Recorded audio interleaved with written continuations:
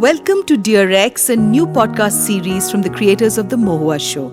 In this podcast, we will speak to individuals who've had the courage to call it quits in their relationships and marriages when it wasn't working any longer.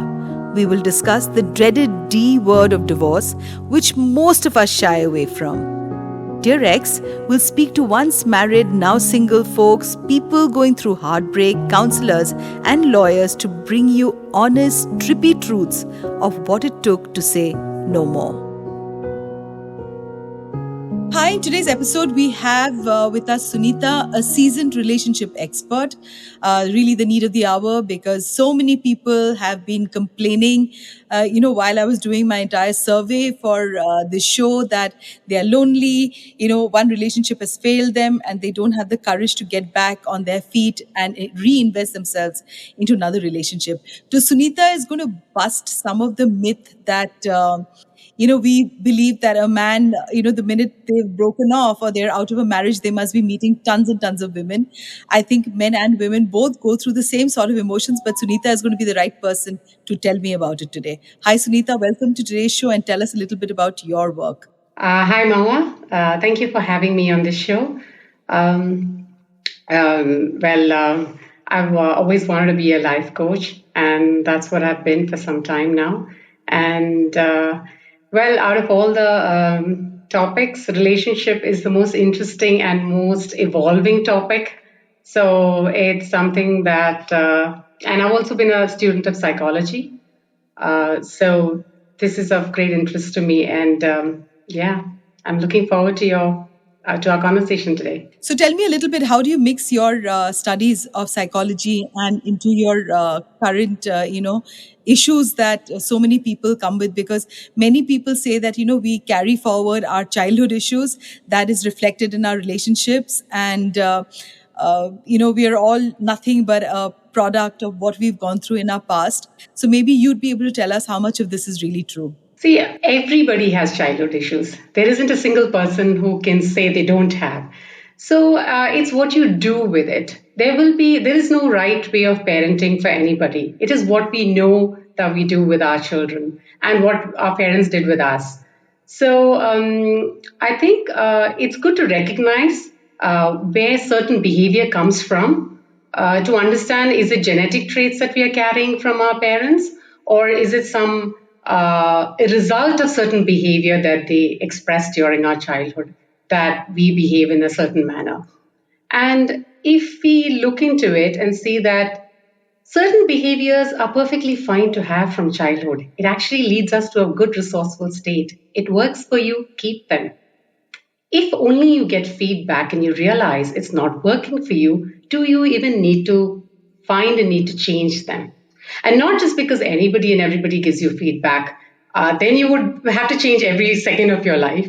It would be only because you think there's an event that's happened that required you to make a change. Yes. So I think that's about for childhood baggage that people talk about.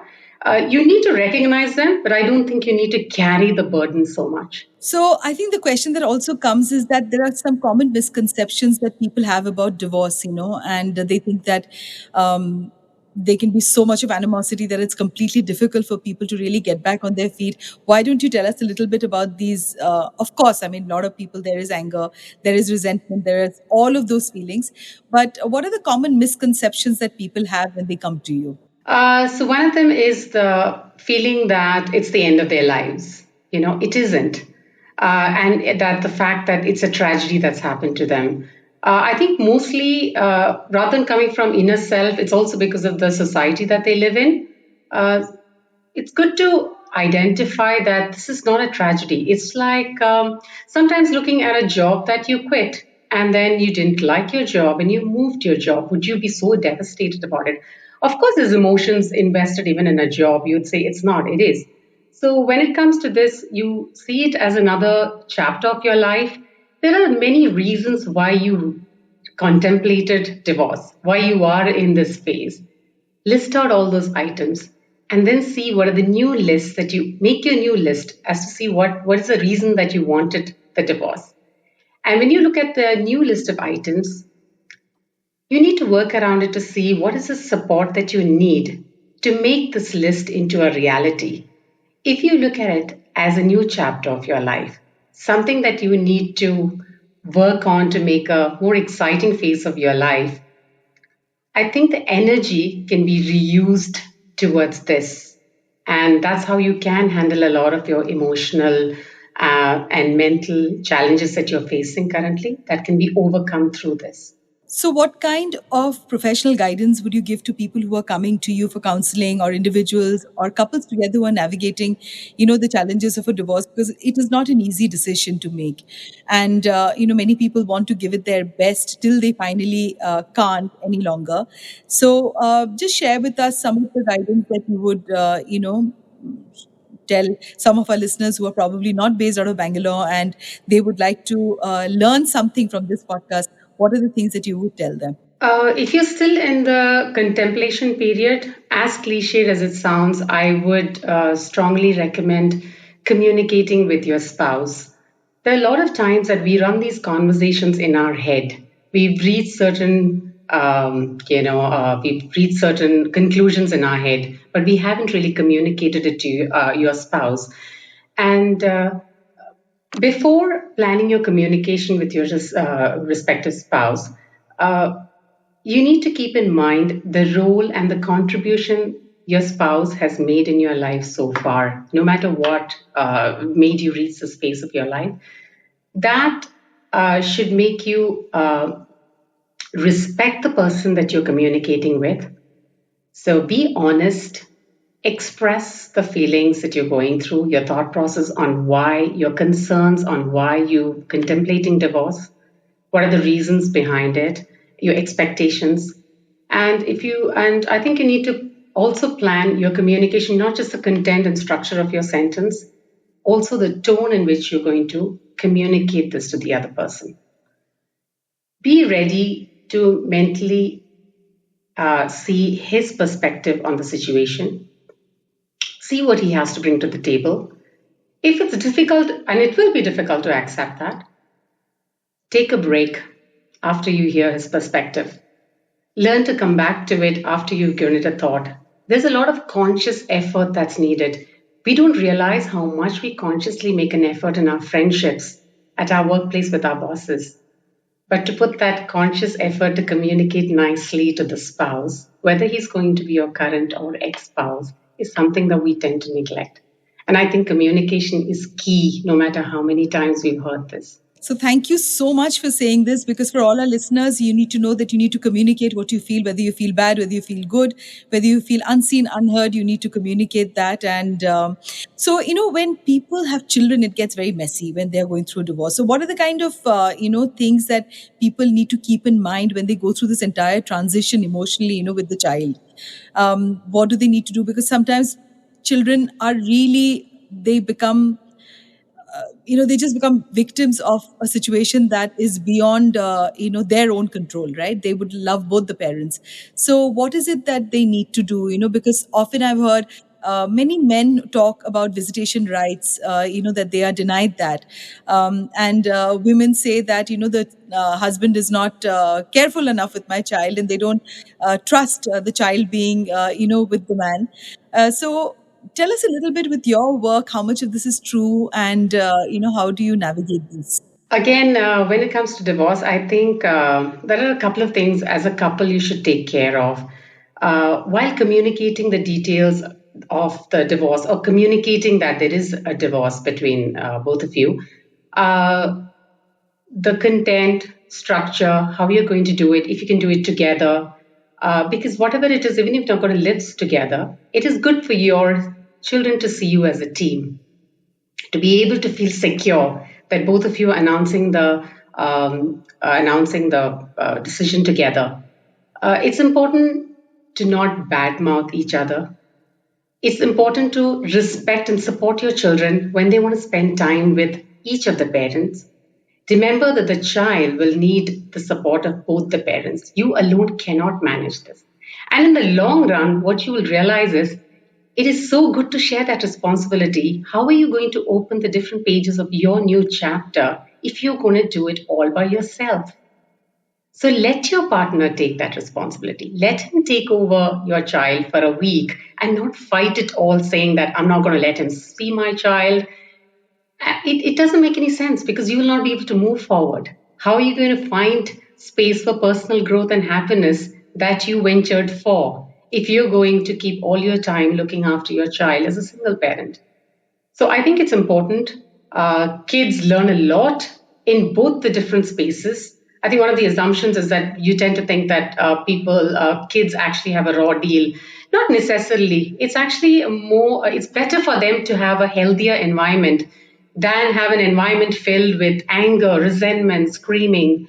Sometimes two parents means two good holidays in a year, two birthday parties. A lot of good perspectives do come. It's not as how we are made to believe that it's not great for the kids. Absolutely not. It depends on how the adults treat it. If they treat that this is a great space that my husband is giving me to go out with my girlfriends on a holiday while he takes care of my son for the next 2 weeks, rather than fighting it out, it will be beneficial for both. This was really, really a very important message, Sunitha, that you gave out. Because I think, one needs to look at it as your own personal growth. Because most people get so engrossed in the failure of a marriage that they don't see the opportunity that comes to rewrite your life all over again. So, Sunitha, I think, let's talk a little bit about self-care, in this divorce process, right? And what are the kind of practical steps that individuals can take to prioritize their well-being? Because self-care, again, as a concept, is very new in India. We don't, in the past, we almost, we put women on pedestals if they were not looking after themselves and they were so busy churning out recipe after recipe, or, were unkempt, and we said, oh my God, she's a committed, householder. And I think self care is something that is a topic that's being only spoken about now because times have changed, and women are going to the gyms, women are looking after their bodies, and men are going to the gym. Men are also going to beauty parlors to look good, and I think it's extremely healthy. But in a divorce situation, how do you address self care? Again, self care. One of the main concerns that comes out of conversations with couples in a divorce is the resentment that has come up from the lack of self care opportunities they've had. They talk about the hobbies they have missed since they got married, or at least they've been a parent. The passion that they wanted to follow. One of them is obviously both were not able to follow it. One of them has been, and the other one's filled with resentment for that. So, yes, this is a great opportunity. I think one of the, that's what I said. Take a look at the list of items that you wrote for getting a divorce. Pull that list out and you will know what are the things that you want to do now. Then why are you not paying attention to those things that you wanted to do? I have not been able to go to a parlor for so many months. I know it sounds so silly and mundane, but it is a problem. I do want to look good. I don't want to be in a party where my spouse is looking at somebody else much better. And I'm like, I haven't been able to go to a parlor because of no, no, no, no. And that's the reason why it's been like this.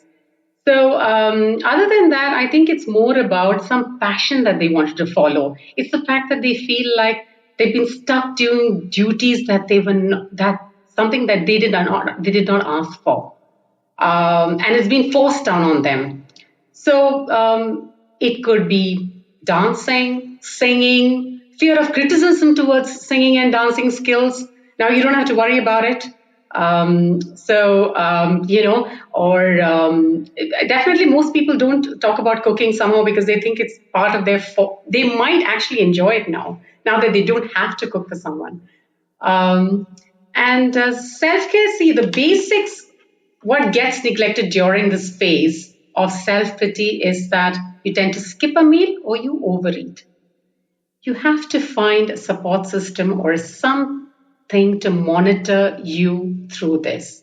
Sometimes it can be a life coach or a therapist or a very committed friend of yours who can help you to get in shape and make sure that you eat well, you get sufficient sleep. You can enjoy a drink or two once in a while, but if you use it as a support system during this phase, it could take you down the drain and you can spiral down into a completely different phase altogether. So in the end, you will have to look at things that actually get you the positive outcome that you're looking at. So going on those holidays with women that you wanted to do, or yourself, solo trip is something that you should plan while going through this phase. And other forms of self-care anyway would be again, you have to look at the environment of the client. If financially she can afford classes, she should enroll in those classes that she's always wanted to. Take a meditation course. There are so many courses on spirituality that helps you to get into a much better frame of mind and actually make you look very beautiful by the end of it. There are a lot of soul-searching courses that are available today than it was available to our previous generation. So these are some of the things that can be part of your self-care journey. There are a lot of spiritual healing courses that are available on the net and provided by a lot of institutes. And that's another one that helps, one discover themselves, realize the kind of values that are very important to them, the kind of things that they would actually like to do. Yeah, those are available as well. So thank you so much, Sunitha, for being on today's podcast. And, we are extremely delighted to have you. And if people want to get in touch with you, Sunitha, how can they contact you? They can, my Instagram is Connections by Sunitha, and that's how actually most of my clients get in touch with. And or they can email me at sunitha.nj@gmail.com. Thank you, Sunitha, for being on today's podcast. You're welcome. Thank you. Thank you for listening to DearEX from the creators of the Mohua Show. We would be delighted to get your feedback for these candid conversations that our guests shared with us. If you want to reach out to us, DM us at our Instagram page, The Mohua Show. We all know to call it quits isn't easy. To D or not to D isn't really an easy question to answer.